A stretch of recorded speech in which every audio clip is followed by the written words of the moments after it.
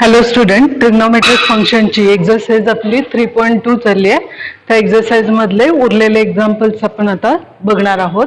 त्यातलं पहिले example question number 7 जो आहे तो आहे in triangle ABC if cot A cot B cot C are in AP arithmetic progression then show that A square B square C square म्हणजे जे sides आहेत त्याचे squares are also in AP ते prove करायचं आहे आणि हे given आहे. पण ह्या एक्झाम्पलला सॉल्व्ह करताना आपण कॉन्ट्राडिक्शननी घेणार आहोत. जे सपोज करूया ते प्रूव्ह आहे आणि हे आपल्याला सपोज ते गिवन आहे आणि हे आपल्याला प्रूव्ह करायचं या पद्धतीने. सो टेकिंग कॉन्ट्राडिक्टरी व्हॅल्यू असं सपोज करून आपण जे कॉन्ट्राडिक्शन आहे ते घेणार आहोत आणि मग ही जी व्हॅल्यू आहे ती प्रूव्ह करून दाखवणार आहोत. हे लेफ्ट टू राईट पण जातं आणि राईट टू लेफ्ट पण जातं एक्झाम्पल. त्यामुळे हे एक्झाम्पल महत्वाचं आहे. नेहमी व्हॅल्यू जेव्हा आपल्याला आपण सपोज करूया, सपोज जे प्रूव्ह करायचंय ते सपोज करूया. Suppose A square B square C square are in AP. हे एक्झाम्पल वेगळ्या पद्धतीने पण सॉल्व्ह करता येतं, सरळ पण करता येतं. म्हणजे तुम्ही हा एपी घेऊन ते सुद्धा प्रूव्ह करू शकतात. मी करताना आता नेहमी उलटच करते. जेव्हा ते दिलेलं असतं जे प्रूव्ह करायचंय ते प्रूव्ह आपण सपोज केलं की ते एपी मध्ये आहे आणि जे आपल्याला दाखवायचंय ते आहे हा ज्या व्हॅल्यूज आहेत कॉट ए कॉट बी आणि कॉट सीच्या त्या एपीच्या फॉर्म मध्ये येतात का हे उलट कॉन्ट्राडिक्शन घेऊन आपण प्रूव्ह करणार आहोत. हा जर एपी असेल तर अरिथमेटिक प्रोग्रेशन आपल्याला माहिती आहे A square minus B square is equal to B square minus C स्क्वेअरच्या फॉर्म मध्ये असतं. हा अरिथमेटिक प्रोग्रेशनचं आपल्याला कॉमन जो टर्म आहे ती माहिती आहे आणि त्या पद्धतीने ह्या व्हॅल्यूज आपण इंडिकेट करून घेतल्या. याच्यामध्ये बी स्क्वेअर दोन ठिकाणी आहे, त्यामुळेच हे व्हॅल्यू जी आहे ती व्यवस्थित सिम्प्लिफाय करायची. हा जो सी स्क्वेअर आहे त्याला पहिल्यांदा इकडे शिफ्ट करूया. इकडे हा निगेटिव्ह इकडे आला की तो पॉझिटिव्ह होईल. पण लिहिताना हा बी स्क्वेअर अगोदर लिहूया. सो बी स्क्वेअर अगोदर लिहिला, हा इकडचा जो आहे जागेवरच. ए स्क्वेअर सी स्क्वेअरला शिफ्ट करा, टर्म कशी होईल ए स्क्वेअर प्लस सी स्क्वेअर आणि हा मायनस बी स्क्वेअर आहे तो आहे तसाच राहिला. ही जी टर्म व्हॅल्यू आहे ती जर नीट ऑब्झर्व केली तर लक्षात येईल ए स्क्वेअर बी स्क्वेअर आणि मायनस बी स्क्वेअरचा फॉर्म आहे. A square plus C square आणि मायनस बी स्क्वेअरचा फॉर्म आहे. अशी जी टर्म आहे ती आपल्याला जे कोसाइन रेशो आहे त्या कोसाइन रेशो मध्ये आपली ही टर्म येते. पण कोसाइन रेशो कम्प्लीट होत नाहीये. कधी कम्प्लीट होईल मग हा रेशो? जेव्हा ह्याच्या खाली ह्या दोघांचं कॉम्बिनेशन असेल 2 टाइमच्या फॉर्म मध्ये. म्हणून ह्या पूर्ण टर्मला डिवाइडिंग बाय 2ac करून घ्यायचं. म्हणजेच आपला जो राईट हँड साइड आहे तो आपल्याला कोसाइन रेशोच्या फॉर्म मध्ये मिळेल. Upon 2ac is equal to a square plus bc square minus b square upon 2ac. आणि आता ही जी टर्म आहे ती आपल्याला बाय कोसाइन रूल चेंज करता येते. ही परत मी आता इकडे लिहीन. बाय कोसाइन रूल ही टर्म जी आहे ती आपले येईल कॉस आणि इथे बी निगेटिव्ह आहे त्यामुळे अँगल येईल बी इज इक्वल टू ही जी टर्म आहे ती मी इकडे लिहिते बी स्क्वेअर अपॉन 2ac या फॉर्म मध्ये. आता हा जो 2 आहे तो पहिल्यांदा इकडे शिफ्ट करूया कारण आपल्याला अरिथमेटिक प्रोग्रेशन दाखवायचं आहे आणि ही जी टर्म आहे ती जर इकडे शिफ्ट केली तर हा 2 मल्टिप्लाय फॉर्म मध्ये येईल. आणि हा जो बी स्क्वेअर ए सी जो आहे त्याला बाय साइन रूल त्यांच्या व्हॅल्यूज ज्या आहेत त्या लिहायच्या. साइन रूल नुसार बी स्क्वेअरची जी व्हॅल्यू होईल ती आपल्याला लिहिता येईल के टाइम साइन स्क्वेअर ए च्या फॉर्म मध्ये. तर सॉरी साइन स्क्वेअर बी च्या फॉर्म मध्ये. इथे साइन के टाइम साइन बी ए येईल आणि इथे के टाइम साइन सी येईल. त्या पद्धतीने ह्या टर्म्स आपण इंडिकेट करूया. हा 2 इकडे शिफ्ट करा.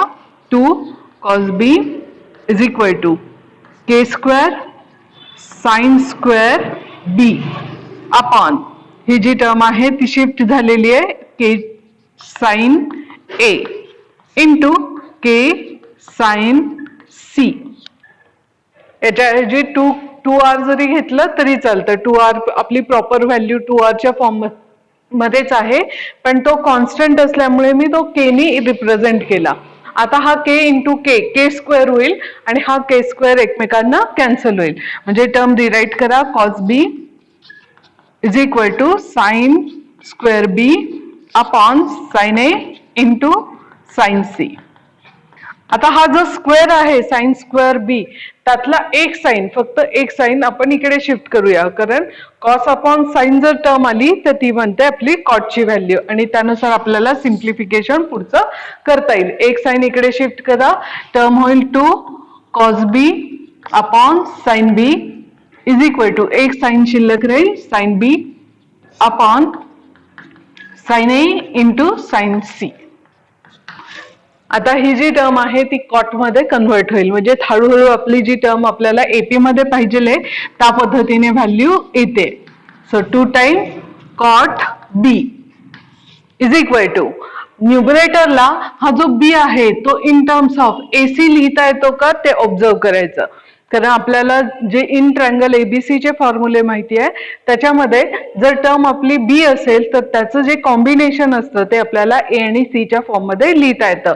त्या पद्धतीने आपण ही जी टर्म आहे डिनॉमिनेटरला एसी असल्यामुळे न्यूमरेटरला एसी च्या फॉर्म मध्ये ह्या बी ला कन्व्हर्ट करायचं in triangle A B C चे जे फॉर्म्युलेज आहेत ते यूज करून, आणि फॉर्म्युल्यानुसार व्हॅल्यू कशी होते साइन ए प्लस सी. नेक्स्ट हा डिनॉमिनेटर जो आहे तो ऍज इट इज राहील. आता हा जो न्यूमरेटर आहे हा आपल्याला ए बी चे जे फॉर्म्युलेज आहेत त्याच्यानुसार स्प्लिट करायचं आहे, त्याचं एक्सपान्शन घ्यायचंय. 2 cot B as it is equal to ह्याचं एक्सपान्शन होईल sine A cos C plus cos A sine C upon sine A into sine C. ही जी टर्म आहे ती डिवाइड करायची सेपरेट पहिल्या टर्मला आणि दुसऱ्या टर्मला, जेणेकरून आपल्याला सिम्प्लिफाईड फॉर्म मध्ये अजून व्हॅल्यू घेता येईल. Sign A cos C upon sine A sine C plus cos A sine C upon sine A sine C. आता ज्या कॉमन टर्म्स आहेत त्या एकमेकांना कॅन्सल होईल, सॉरी साइनला ही साइन व्हॅल्यू कॅन्सल होईल, म्हणजेच व्हॅल्यू शिल्लक काय राहते, आता पहिली टर्म शिल्लक राहील cos C upon sine C plus इकडे शिल्लक राहील cos A upon sine A. आता सिम्प्लिफिकेशन आपण कंप्लीट करत नेतोय, value cos upon sine become cot, cot C plus cot A. या पद्धतीने आता ही जी टर्म मिळाली ती जर नीट ऑब्झर्व केली तर हा जो बी आहे तो 2 टाइम आलाय. इथे पण ही जी टर्म आहे मी ही अशी लिहिली आहे, ह्याला जर तुम्ही अरिथमेटिक प्रोग्रेशनच्या प्रॉपर फॉर्म मध्ये लिहायचं झालं तर मिडल टर्मचा 2 टाइम करायचं. सो मिडल टर्मचा 2 टाइम आणि उरलेल्या 2 टर्मची ऍडिशन घ्यायची. ही अशी ही टर्म आपल्याला लिहिता येते. जरी इथे तुम्ही ऑब्झर्व केलं तर लक्षात येईल हा बी जर इकडे शिफ्ट केला बी इकडे निगेटिव्ह होईल, सॉरी इकडे पॉझिटिव्ह होईल आणि हा जो आहे तो इकडे पॉझिटिव्ह होईल.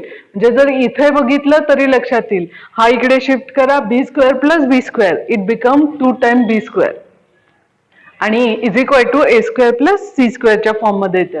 सो अरिथमेटिक प्रोग्रेशन हे अशाही पद्धतीने लिहिता येतं. आणि तीच टर्म इथे आपली आलेली आहे की मिडल टर्म कशी आली आहे 2 टर्म. हा मिडल टर्म जो आहे तो 2 टर्मच्या फॉर्म मध्ये आलाय आणि उरलेल्या 2 टर्मची ऍडिशन आलेली आहे आणि म्हणूनच आपल्याला खाली रिझल्ट लिहिता येतोय therefore cot A cot B and cot C are in AP. Therefore, आता रिझल्ट लिहिताना कसा लिहायचा, therefore if फायनल रिझल्ट लिहिताना कसा लिहायचा, हे जर असं असेल तर याचा अर्थ हा सुद्धा कॉन्ट्राडिक्शन घेऊन आपण हे केलेलं आहे, प्रूव्ह केलेलं आहे. हे सगळं असं उलटा पण जाऊ शकतं आणि व्हॅल्यू आपल्याला या पद्धतीने मिळू पण शकते. म्हणूनच आता लिहिताना कसं लिहायचं, therefore if cot A cot B cot C are in AP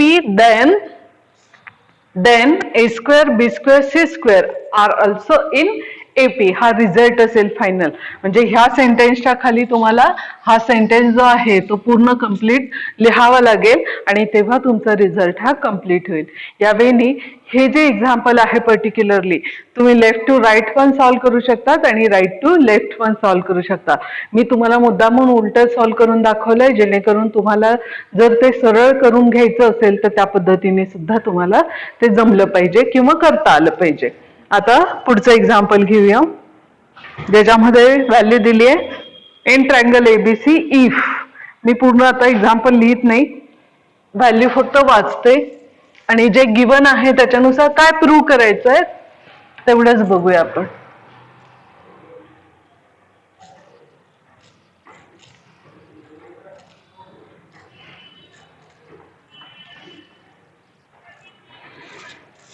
in triangle ABC 8व्या नंबरचं क्वेश्चन आहे if A cos A is equal to B cos बी,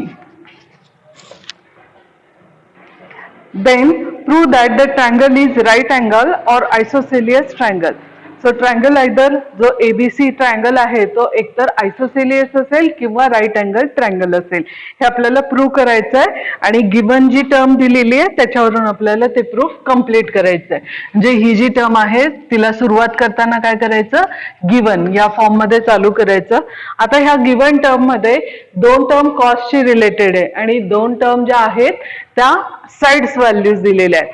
ह्या साइड व्हॅल्यू वरून तुम्हाला तुमचे जे साइन रूल आहे ते यूज करून ए चा आणि बी चा जो फॉर्म्युला आहे तो लिहिता येतो. आता हा फॉर्म्युला आयदर मगाशी जसं मी के लिहिलंय त्या पद्धतीने के टाइम जरी लिहिलं तरी काही हरकत नाही, 2r च्या फॉर्म मध्ये लिहिलं तरी काही हरकत नाही. आता आपण लिहिताना 2r च्या फॉर्म मध्ये लिहूया, मगाशी तो कॅन्सल होत होता. आता मी का 2r च्या फॉर्म मध्ये लिहिते ह्याचं रिझन तुम्हाला लक्षात येईल. तर 2r sin A cos A is equal to 2r sin B cos B. इथे लेफ्ट हँड आणि राईट हँड मध्ये जो 2r आहे त्यातला फक्त rच एकमेकांना कॅन्सल करायचा, 2 राहू द्यायचा, कारण 2 आपल्याला लागणार आहे. इथे फॉर्म्युला आपला तयार होतोय बघा, 2 साइन थिटा इंटू कॉस थिटाचा जो फॉर्म्युला आहे तो लेफ्ट हँडला पण तयार होतोय आणि राईट हँडला पण तयार होतोय आणि म्हणूनच फक्त r ला कॅन्सल करायचं, 2 ला कॅन्सल करायचं नाही. आणि म्हणूनच मी मगाशी सांगितलं की मी यूज करताना इथे 2r यूज केलाय. मागच्या एक्झाम्पलला आपण तो फक्त k यूज केलाय कारण तो न्यूमरेटर आणि डिनॉमिनेटर मधनं तो कॅन्सल होणार होता. 2r जरी यूज केला असता मगाशी तरी चाललं असतं, काही हरकत नाही. व्हॅल्यू जी आहे ती आपण रिप्रेझेंट करूया r कॅन्सल करून जी राहिली आहे ती, आणि तिला आता 2 थिटाच्या फॉर्म्युल्यामध्ये कन्व्हर्ट करूया. लेफ्ट हँड राईट हँड मध्ये 2 थिटाचा फॉर्म्युला येईल sin 2a आणि इकडे टर्म येईल sin 2b च्या फॉर्म मध्ये. आता दोन्ही टर्म जरी साइनचे असेल तर इक्वॅलिटी डायरेक्ट करायची नाही, कारण आपल्याला दोन प्रूफ पाहिजे, either they are right angle triangle और आयसोसेलियस असे दोन्ही प्रूफ मिळाले पाहिजे. इथे जर तुम्ही डायरेक्ट इक्वॅलिटी घेतला तर तुम्हाला एकच फॉर्म मिळेल, A is equal to B, angle A is equal to angle B च्या फॉर्म मध्ये. आणि दोन अँगल जर इक्वल असेल तर त्या ट्रायंगलला म्हटलं होतं आयसोसेलियस. एकच प्रूफ मिळेल, दुसरं प्रूफ आपल्याला पाहिजे आणि ते मिळवण्यासाठी ही जी टर्म आहे ती आपण इकडे शिफ्ट करून घेऊया. मायनस होईल इज इक्वल टू 0 आणि आता फॉर्म्युला यूज करायचा sine C minus sine D चा फॉर्म्युला. मायनस साइन आहे त्यामुळे कॉस ची टर्म अगोदर येईल. So 2 cos 2a plus 2b upon 2 into sine 2a minus 2b upon 2 is equal to 0. C D चा फॉर्म्युला आपण यूज केला. सिम्प्लिफिकेशन करा, 2 कॉस 2 कॉमन काढा, ह्या 2 ला कॅन्सल होईल, सो a प्लस b शिल्लक राहील. साइन 2 कॉमन काढा, ह्या 2 ला कॅन्सल होईल, a मायनस b शिल्लक राहील इज इक्वल टू 0. हा जो 2 आहे तो इकडे शिफ्ट करा, अपॉन 0 होईल, सो 0 अपॉन 2 इज 0. त्यामुळे टर्म येईल cos a plus b into sine a minus b is equal to 0. दोन टर्म मल्टिप्लिकेशनच्या फॉर्म मध्ये आणि टर्म आली आहे इज इक्वल टू 0. ह्याचे दोन मिनिंग आता तयार करायचे, आयदर फर्स्ट टर्म इज 0 और सेकंड टर्म इज 0. आता जर फर्स्ट टर्म 0 आपण सपोज केली तर व्हॅल्यू माहिती आपली कॉस्टची 0 कधी असते? कॉस्टची व्हॅल्यू 0 कधी असते? जेव्हा कॉस पाय बाय 2 असतो. कॉस पाय बाय 2 ला ती व्हॅल्यू 0 असते. साईनची व्हॅल्यू 0 कधी असते हे आपल्याला माहिती आहे. टेबलनुसार साईनची व्हॅल्यू 0, साईन 0 ला 0 असते. त्यामुळे by equating the term equate केले, आता इक्वेट करायचे. मगाशी जर इक्वेट केले असते तर आपल्याला फक्त एकच आन्सर मिळालं असतं. आता आपल्याला दोन पॉसिबल आन्सर मिळत आहेत. पहिली term a plus B is equal to pi by 2 आणि दुसरी टर्म मिळते a minus B is equal to 0, म्हणजेच a इज इक्वल टू बीच्या फॉर्म मध्ये. दोन अँगल्स इक्वल आहे याचा अर्थ हे आयसोसेलियस ट्रायंगल असू शकतो. ABC आर आयसोसेलियस ट्रायंगल, हे एक टर्म प्रूव्ह होईल. आणि दोन अँगलची ऍडिशन जर तुमची पाय बाय 2 येत असेल तर साहजिकच तिसरा अँगल कसा असला पाहिजे? अँगल जो राहिलेला C आहे तो कंपल्सरी पाय बाय 2 आला पाहिजे. कारण ह्या जर दोन टर्मची ऍडिशन आहे ती जर 90 डिग्री येत असेल तर उरलेला एक अँगल कंपल्सरी 90 डिग्रीच्या फॉर्म मध्ये असला पाहिजे. म्हणून खाली लिहायचं therefore angle C is equal to pi by 2. आणि अँगल C जर पाय बाय 2 असेल तर याचा अर्थ हा राईट अँगल ट्रायंगल आहे आणि यावरून आपल्याला मिळतो तो आयसोसेलियस ट्रायंगल. म्हणून खाली रिझल्ट लिहायचा therefore triangle ABC are either right angle triangle or an isosceles triangle. यावेळी ही जी टर्म आहे ती आपण दोन्ही प्रूव्ह केलेली आहे. आयसोसेलियस पण मिळाला आणि राईट अँगल ट्रायंगलच्या फॉर्म मध्ये सुद्धा आपल्याला ती टर्म मिळाली. नेक्स्ट एक्झाम्पल, जे शेवटचं एक्झाम्पल आहे ह्या एक्झरसाइजचं 9वे एक्झाम्पल, ते आपण सॉल्व्ह करूया. हे एवढेच एक्झाम्पल तुमच्या बोर्डाच्या एक्झाम मध्ये तुम्हाला विचारले जाऊ शकतात. उरलेले एक्झाम्पल्स हे ऍप्लिकेशनवर डिपेंड असल्यामुळे ते विचारले जाणार नाही. एक्स्ट्रा अभ्यास किंवा ज्यांनी JEE ची एक्झाम देणार आहेत त्यांनी मात्र सगळे एक्झाम्पल्स व्यवस्थित बघा. जे application of sine rule, cosine rule, projection rule आहे त्याचेही प्रॉब्लेम्स तुम्ही सॉल्व्ह करून बघू शकता. क्वेश्चन आहे with usual notation prove that आहे आणि टर्म आहे 2BC cos A plus AC cos B plus AB cos C is equal to A² plus B² plus C². ही टर्म आपल्याला प्रूव्ह करायची आहे आणि प्रूव्ह आहे याचा अर्थ left hand is equal to right hand ह्या व्हॅल्यू आपल्याला प्रूव्ह करून दाखवायच्या आहेत. आणि हे प्रूव्ह करण्यासाठी आपण करूया LHS घेऊन RHS प्रूव्ह. सो LHS ची जी व्हॅल्यू आहे ती पूर्ण लिहून काढायची, जी काही गिवन आहे ती लिहिताना आता मी 2 नी आतमध्ये मल्टिप्लाय करते. प्रत्येक टर्मला 2 नी मल्टिप्लाय करून घेऊया. So 2BC cos A 2AC cos B plus 2AB cos C. हा झाला LHS. आता LHS च्या टर्म मध्ये प्रत्येक ठिकाणी कॉस आहे आणि बाय कोसाइन रूल आपल्याला व्हॅल्यू लिहिता येते. आणि शेजारी जरी टर्म बघितली तरी डिनॉमिनेटरची व्हॅल्यूज तुम्हाला दिसते, म्हणून कोसाइन रूलच आपल्याला यूज करायचा आहे. So by using cosine rule value कशी A ची लिहायची म्हणजे उरलेल्या दोन side B² C² minus A² upon 2BC plus 2AC उरलेल्या दोन साइड्स घ्यायच्या B लिहिताना A² plus C² minus B² upon 2AC plus 2AB C लिहितोय आपण, उरलेल्या दोन साइड्स घ्या A² plus B² minus C² upon 2AB. So numerator आणि डिनॉमिनेटरच्या ह्या ज्या व्हॅल्यूज आहेत त्या सारख्याच असल्यामुळे कॅन्सल होतील.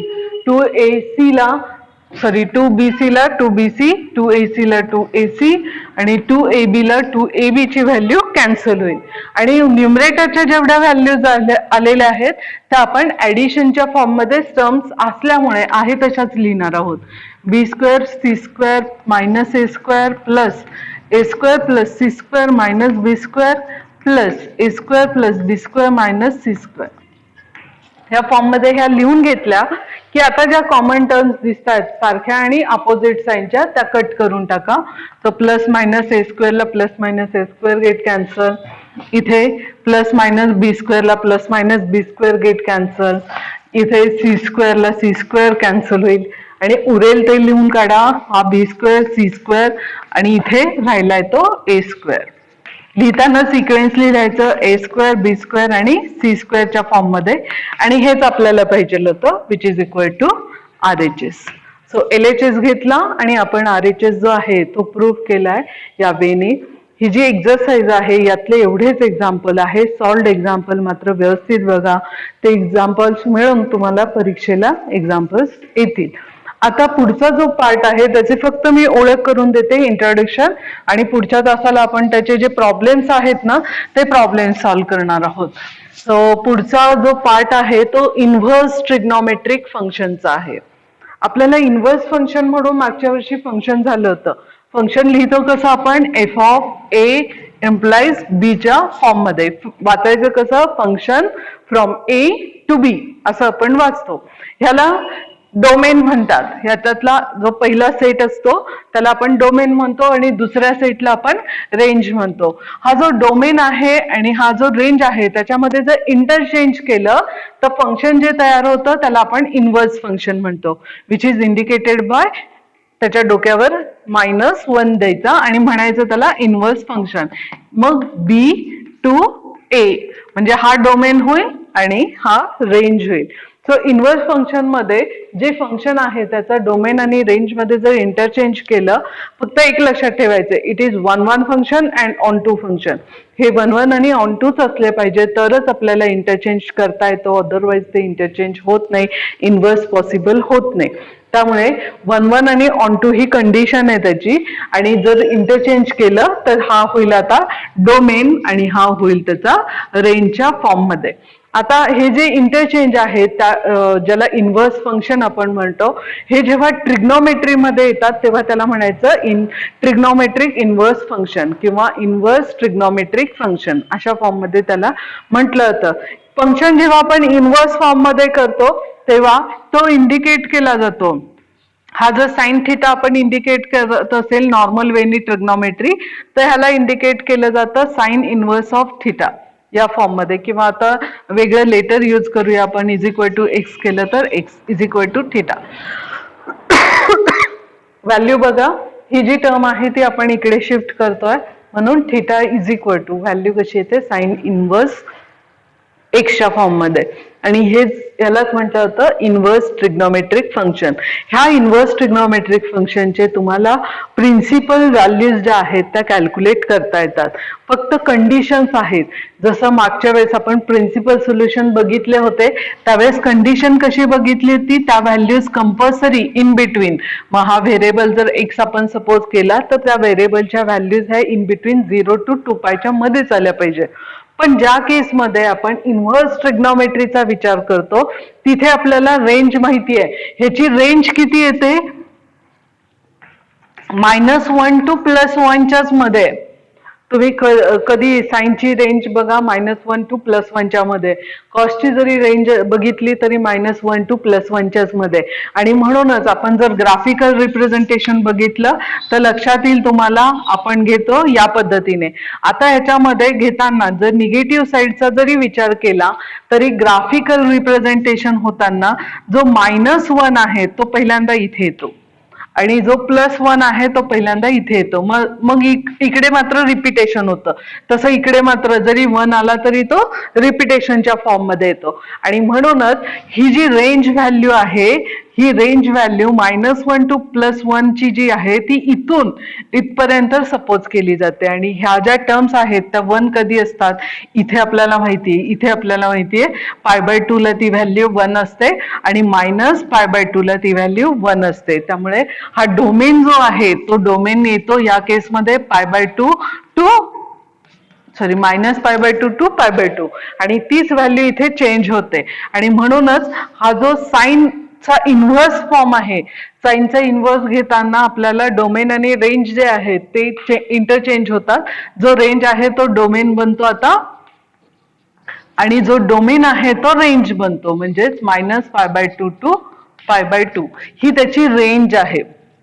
आणि ह्या रेंजचाच विचार करायचा आहे, म्हणजे ह्या कंडिशन पेक्षा आपल्याला ह्याच कंडिशनचा विचार करायचा आहे की व्हॅल्यू कशी असली पाहिजे, इन बिटवीन -π/2 टू π/2 च्या मधल्याच प्रिन्सिपल व्हॅल्यूज ह्या साइन इनव्हर्सच्या असल्या पाहिजे.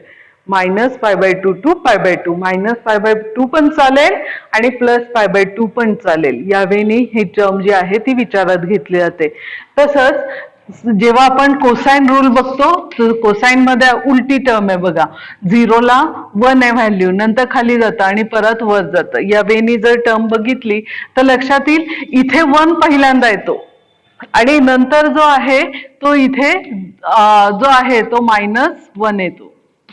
आणि ही जर रेंज तुम्ही फिक्स केली तर लक्षात येईल हा 0 ला 0, इथे π/2 असतो आणि इथे येतो तो पाय असतो, परत इथे 2π होतो.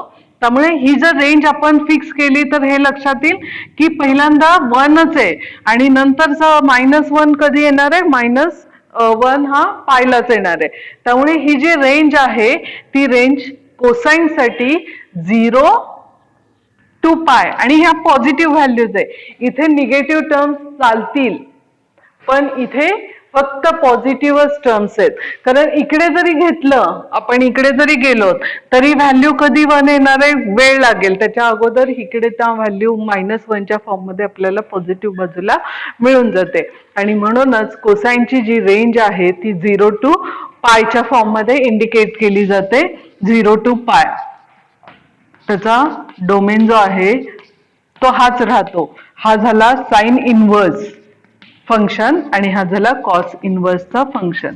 हे बेसिक जमलं पाहिजे. हे जमल्यानंतर टॅन इनव्हर्सची व्हॅल्यू रेंज वाईज आहे, म्हणजे हा पूर्ण रिअल सेट आहे. कारण टॅन इनव्हर्सचा मागच्या वर्षीचा जरी ग्राफ बघितला तरी लक्षात येईल तो ग्राफिकल रिप्रेझेंटेशन अशा पद्धतीने बघा.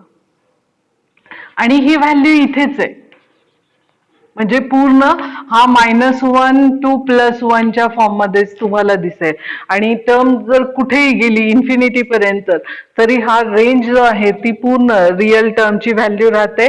आणि इथे व्हॅल्यू येते ती π/2, सॉरी इथे दाखवताना मी π/2 दाखवायला पाहिजे होती, याच पोर्शन मध्ये त्या टर्म्स राहतात. ही रेंज जी आहे ती π/2 टू पायच्या मध्येच असते, -π/2 टू +π/2 च्या मध्ये, पण ओपन इंटरवलच्या फॉर्म मध्ये, कारण हे टच होत नाही. हे कसं आहे, स्पेस मध्येच आहे, टच होत नाही एकमेकांना. त्या व्हॅल्यूज टच न झाल्यामुळे तो घेतला जातो ओपन इंटरवल -π/2 टू पायच्या मध्ये. हा ओपन इंटरवलच्या फॉर्म मध्ये, याचा अर्थ -π/2 त्याचा आन्सर येणार नाही, +π/2 सुद्धा त्याचा आन्सर येणार नाही. त्याच्या मधल्या व्हॅल्यूज ह्या टॅन इनव्हर्सचं प्रिन्सिपल सोल्युशन असू शकतात. साइन इनव्हर्सचं प्रिन्सिपल सोल्युशन मध्ये π/2 सुद्धा येतो, -π/2 आणि +π/2 सुद्धा येतो. हे गोष्ट लक्षात ठेवायची. ह्या टर्म्स लिहून घ्यायच्या आणि उरलेल्या जरी व्हॅल्यू सेक इनव्हर्स, कोसेक इनव्हर्स आणि कॉट इनव्हर्स अशा जरी फॉर्म मध्ये असल्या तरी ह्याच टर्म्स लक्षात घ्यायच्या. त्याच्यासाठी वेगळं पुस्तकात खरं तर चार्ट दिलेला आहे, पण वेगळं पाठ करण्याची गरज नाही. तुम्हाला कन्व्हर्शन करता येतं. त्यामुळे सहसा ह्या 3 जर टर्म पाठ केल्या तर उरलेल्या टर्मसाठी आपल्याला व्हॅल्यूज ह्या डायरेक्टली लिहिता येतात. अतिशय सोपे एक्झाम्पल आहे इन्व्हर्स ट्रिग्नोमेट्रीचे एक्झाम्पल. फक्त ह्या टर्म्स, ह्या 3 टर्म्स लक्षात आल्या पाहिजे. ह्या 3 टर्म्स लक्षात आल्या आणि टेबल पार्ट असला की सगळे प्रॉब्लेम्स तुमचे सॉल्व्ह होणार आहे. त्यात पण एक लक्षात घ्यायचं की ह्या ज्या व्हॅल्यूज आहेत ह्या व्हॅल्यूज ह्या पॉझिटिव्हच असल्या पाहिजे. इथे निगेटिव्ह टर्म चालतील, इथे निगेटिव्ह टर्म चालतील. आणि जर व्हॅल्यू नीट ऑब्झर्व करा, टर्म कशा आहे /2 म्हणजे 0.5 पाय आणि मायनस आणि 0.5 पाय प्लस यांच्यामध्येच टर्म आहे. सिमिलर वेनी इथे पण तशीच आहे. आणि म्हणून व्हॅल्यू त्याच्यापेक्षा कमी आणि त्याच्यापेक्षा जास्त आली, जे ह्याच्यापेक्षा कमी आणि ह्याच्यापेक्षा जास्त आली तरी आपल्याला ती त्या प्रिन्सिपल व्हॅल्यू मध्ये घ्यायची नाही. ही गोष्ट लक्षात घ्यायची आणि त्यानुसार प्रॉब्लेम सॉल्व्ह करायचं. हे लिहून ठेवा. पुढच्या लेक्चरला आपण डायरेक्टली त्याच्यावरचे जे प्रॉब्लेम्स आहेत, एक्सरसाइज 3.3 असेल त्याची, एक्सरसाइज 3 डायरेक्ट आपण सिम्प्लिफाय करायला घेऊया. एक्झरसाइज मध्ये प्रॉपर्टीवर बेस असलेले पण एक्झाम्पल्स आहेत, पण ते आपण सॉल्व्ह करणार नाही. ठीक आहे, उरलेलं उद्याच्यात असेल.